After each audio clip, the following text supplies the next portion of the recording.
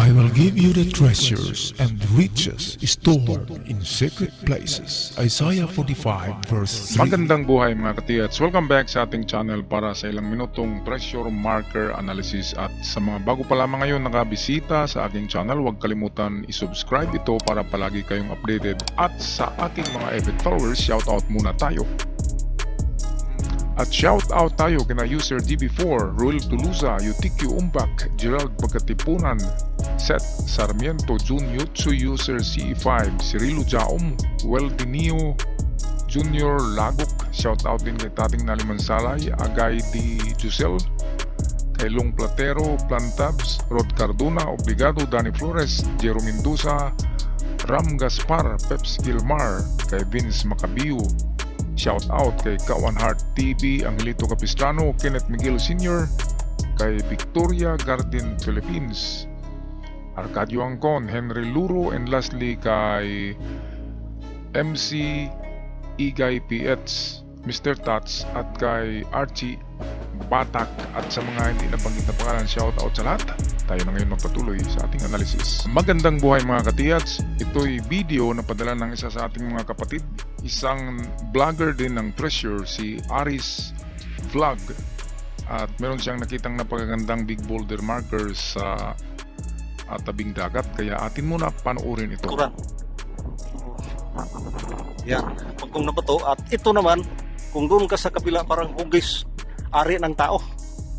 Ito po ang harap ng hugis pagkong na ba to? Ito. Yan. Yan. Sana magustuhan nyo ito mga katits. Malaking hugis na pagkong na ba to? Yan, nakaharap dito sa parang ari ng tao. Yan. Parang ari ng tao. Yan, hugis pagong, at doon mayroon siyang mga 3 dipa ata na na open tunnel o open cave. Yan. So ito lang, nakaharap yung hugis pagong o pawikan na humarap sa sa malaking bato. Parang ari ng tao. Ang kulang lang dito yung yung high-tech na gamit. Meron sana tayong high-tech, siguro makukuha ito. Yan po. Yun ang open tunnel. Makikita dito. Hindi na kami kasi bumaba. Mainit na kasi yung panahon dito. At hindi na maalon. Wala kaming kain. At medyo gutom na rin. Pauwi na kami ngayon. Sana magustuhan niyo itong binibidyo ko. Hugis pagkong na bato. Yan, malaking bato yan. Nasa shoreline. At ito yung harap niya, parang ari ng tao. Salamat po ulit mga katits. Welcome po ulit sa Aris Vlog. Salamat sa panonood. Sana magustuhan nyo ito mga katits. Pagkong na bato, hugis pagkong na bato. Salamat po. Okay, at sino ba namang hindi magkagusto sa marker na ito? Parang 90% na makukuha nyo dito ang item. Ito'y padala sa atin ng ating katiyats na nagbablog din ng about treasure markers. At maraming salamat sa iyong magandang kuhang video, katiyats. Ngayon, tama ka sa sinabi mo, ito nga'y pawikan. Pawikan kasi dagat. Okay, sea turtle. Iba kasi yung turtle na hugis sa bundok, kasi yun ay ang likod ay masyadong mabilog.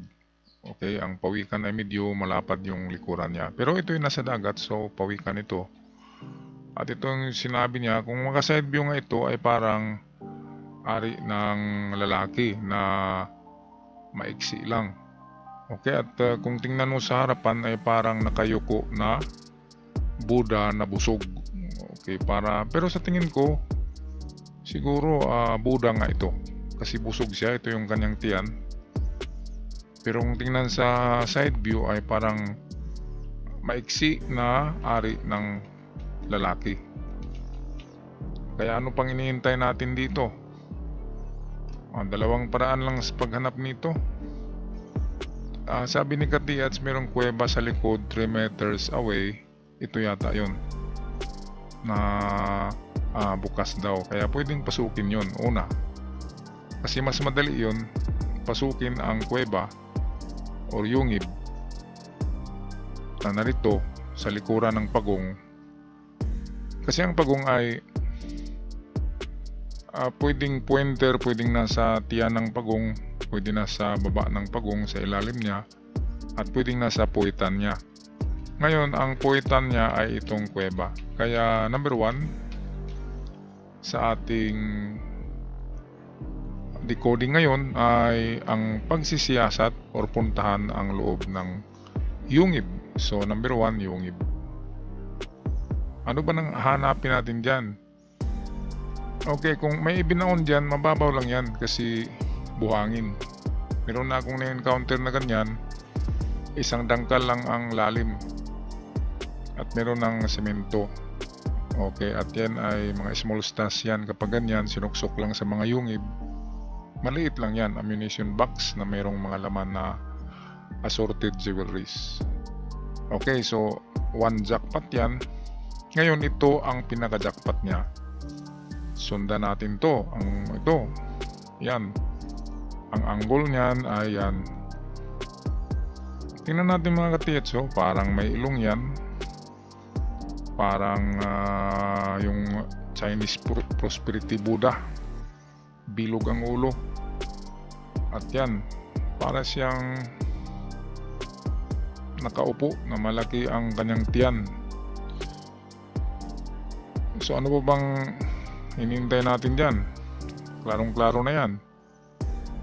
Na ang bato na yan ay bilog, malaki, malusog, mukhang nakaupong Chinese Buddha, at mukha rin siyang ari ng lalaki na maiksi. Kaya ito yung ating number 2. Napakaganda.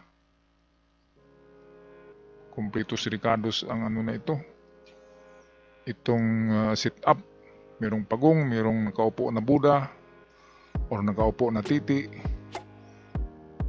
at sa likod ng pagong ay merong yungib. Ano bang pagkakaiba ng yungib at kuweba? Ang kuweba ay mas malaki, ang yungib ay mas maliit. Ngayon, kung wala diyan sa dalawa, pero sure ako na meron sa dalawa na tinuro natin, ay ito yung ating panghuli. So ito yung number 3, ang likuran ng pagong. Okay, kasi hindi na ito ibabaon ng mga hapon kapag dagat na. Hindi na yan ibabaon kasi mahirap na kunin at baka makita pa ng mga tao, kasi hindi ka pwedeng maghukay sa buhangin. Kaya nilalagay nila yan sa mga butas ng malalaking bato. So itong likod ng pagong ay pwedeng merong parte ng simento dyan na tinakip. Kaya butasin nyo ang likod niyan, yan. Kasi sa tingin ko ay merong multiple small deposit or mga quick deposit na tinatawag. Itong treasure enclosed in rocks ang narito. Okay, so yan lang aking pag-analyze mga katiyats. Una, pinakamadali sa yungib. Pangalawa, medyo malaki ito kasi yan ang tinuturo ng turtle ng pawikan.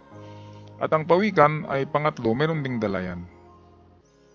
Kasi ang pawikan ay sign for fortune sa mga Chinese at Japanese.